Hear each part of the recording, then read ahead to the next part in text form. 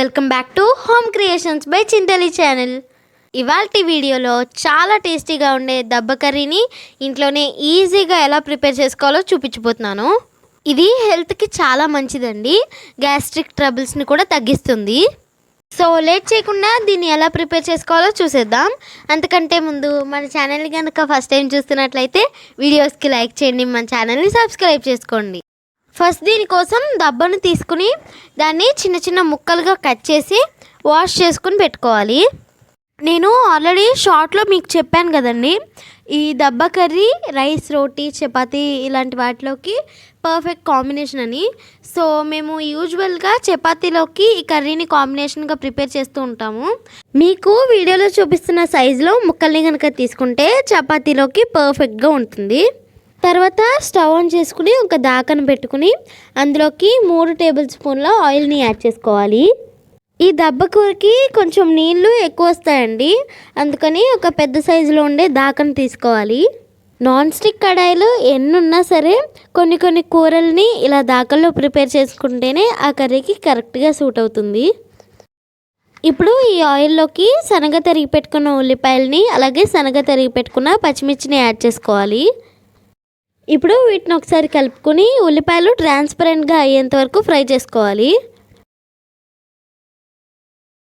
ఒక 2 నిమిషాల తర్వాత ఇందులోకి 2 టేబుల్ స్పూన్ల అల్లం వెల్లుల్లి పేస్ట్ని యాడ్ చేసుకోవాలి. ఇప్పుడు ఈ అల్లం వెల్లుల్లి పేస్ట్ పచ్చివాసన పోయేంత వరకు ఆయిల్లో బాగా ఫ్రై చేసుకోవాలి. అల్లం వెల్లుల్లి పేస్ట్ పచ్చివాసన పోయిన తర్వాత ఇందులోకి మనం ముందుగానే శుభ్రపరిచి ఉంచుకున్న దబ్బని యాడ్ చేసుకోవాలి. ఇలా దబ్బని యాడ్ చేసుకున్న తర్వాత మొత్తాన్ని కూడా ఒకసారి బాగా కలుపుకోవాలండి. కలుపుకొని మూత పెట్టేసి దబ్బలోంచి నీరు వస్తుందని చెప్పా కదా, సో ఆ నీరంతా కూడా ఇంకిపోయేంత వరకు ఉంచుకోవాలి. మధ్య మధ్యలో చూసుకుంటూ ఉండాలండి, లేదంటే నీరు పైకి పొంగే అవకాశాలు ఉంటాయి. నేను ఇక్కడ పెద్ద సట్టిని తీసుకున్నాను కాబట్టి నాకు ఇక్కడ నీరు పొంగలేదు. వన్స్ నీరు మొత్తం ఎగిరిపోతుంది అన్న టైంలో ఇందులోకి రుచికి తగినంత సాల్ట్, 1/2 టేబుల్ స్పూన్ పసుపు, అలాగే 2 టేబుల్ స్పూన్ల కారాన్ని యాడ్ చేసుకుని మొత్తాన్ని కూడా తిరిగి కలుపుకోవాలి. బాగా కలుపుకున్న తర్వాత 2 మినిట్స్ పాటు ఉడికించుకొని ఇందులోకి వాటర్ని యాడ్ చేసుకోవాలి. ఒక పెద్ద గ్లాసుడు వరకు యాడ్ చేసుకోవాలి.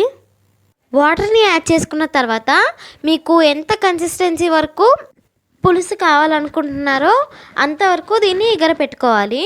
ఆ తర్వాత ఇందులోకి కొద్దిగా ధనియాల పొడి, అలాగే కొద్దిగా గరం మసాలాని యాడ్ చేసుకుని తిరిగి ఇంకొకసారి కలుపుకొని ఫైనల్గా కొత్తిమీరని జల్లుకొని సర్వ్ చేసుకుంటే మన టేస్టీ దబ్బ కర్రీ రెడీ అయిపోతుంది. సో మీరు కూడా ఈ రెసిపీని తప్పకుండా మీ ఇంట్లో ట్రై చేసి మీకు టేస్ట్ ఎలా వచ్చింది అనేది నాకు కామెంట్ బాక్స్లో షేర్ చేసుకోండి. మీకు ఈ వీడియో కనుక నచ్చినట్లయితే తప్పకుండా లైక్ చేయండి, అలాగే షేర్ చేయండి. ఇలాంటి మరెన్నో మంచి రెసిపీల కోసం వెంటనే హోమ్ క్రియేషన్స్ బై చింతలి ఛానల్ని సబ్స్క్రైబ్ చేసుకోండి. మరొక మంచి వీడియోలో కలుద్దాం. అంతవరకు బాయ్.